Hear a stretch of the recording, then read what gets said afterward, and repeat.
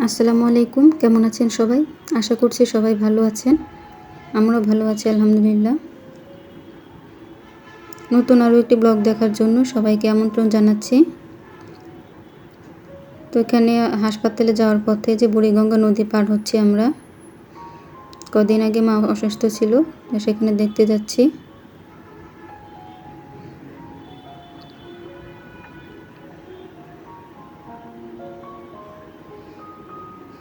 এখানে আজকে চাল কুমড়া রান্না করব, সেটার জন্য আমি মুগ ডাল ভেজে নিচ্ছি।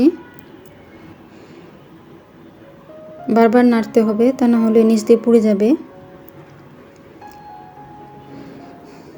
যে যখন একটু কালার হয়ে আসবে তখনই বুঝবো যে হয়ে গিয়েছে। এখানে আমি তেলের মধ্যে একটা তেজপাতা টুকরো করে দিলাম, আর একটা শুকনো মরিচ একটু তাপে ভেজে নিব। তারপর পেঁয়াজ দিয়ে দিব।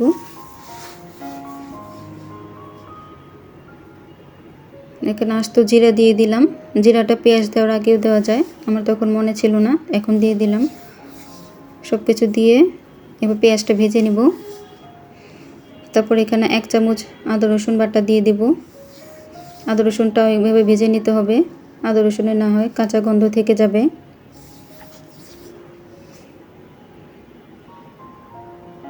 অল্প পানি দিয়ে 1 চামচ হলুদ গুঁড়া আর 1 চামচ মরিচের গুঁড়া দিয়ে দিলাম।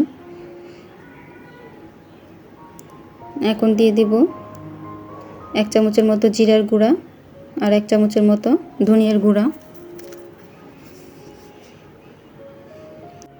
সব কিছু কষানোর পরে এই যে তেল একটু বেশি উঠেছে, এ পর্যায়ে মুগ ডালগুলো দিয়ে দেব। মুগ ডালগুলো একটু পানিতে ভিজিয়ে রেখেছিলাম ভাজার পরে, তাহলে একটু তাড়াতাড়ি হবে। তো মশলার সাথে মুগ ডালগুলো একটু ভেজে নিব। তারপরে যে চাল কুমড়া টুকরো করে রেখেছিলাম, ছোট ছোট টুকরো করেছিলাম, এভাবে টুকরো করলে খেতে ভালো লাগবে। সেটাকে এখন মুগ ডালের সাথে মিশিয়ে নিলাম। এ পর্যায়ে পরিমাণ মতো লবণ দিয়ে দিলাম।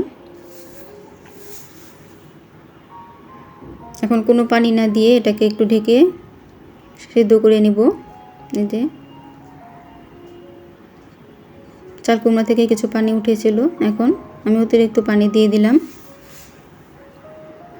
চাল কুমড়াগুলো এভাবে ডুবো ডুবো থাকে, এই পরিমাণের পানি দিতে হবে।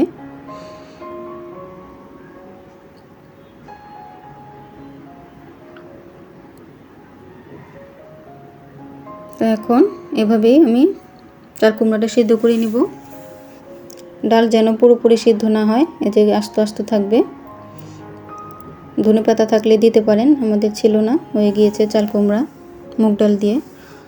এখানে ডিপে আমি কচু সিদ্ধ করে রেখেছিলাম, অনেক পানি ছিল, তাই আমি রাইস কুকারে একটু পানিগুলো শুকিয়ে নিচ্ছি, কারণ সিলিন্ডারে শুকাতে গেলে আগুন অনেক যাবে, তাই রাইস কুকারে শুকিয়ে নিলাম পানিগুলো। তেলের মধ্যে পেঁয়াজ কাঁচামরিচ একটু ভেজে নিব।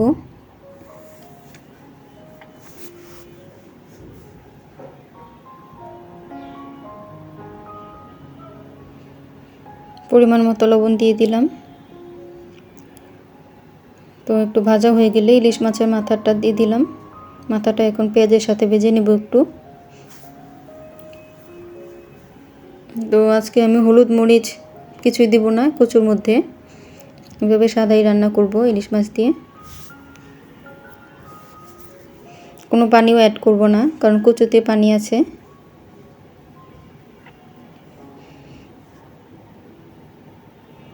সিদ্ধ করে কচুগুলো এখন দিয়ে দিচ্ছি।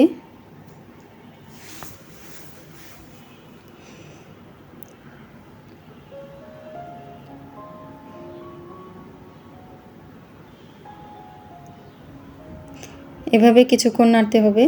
নাড়ার পর যখন আরও একটু শুকিয়ে আসবে তখনই কচুটা হয়ে যাবে।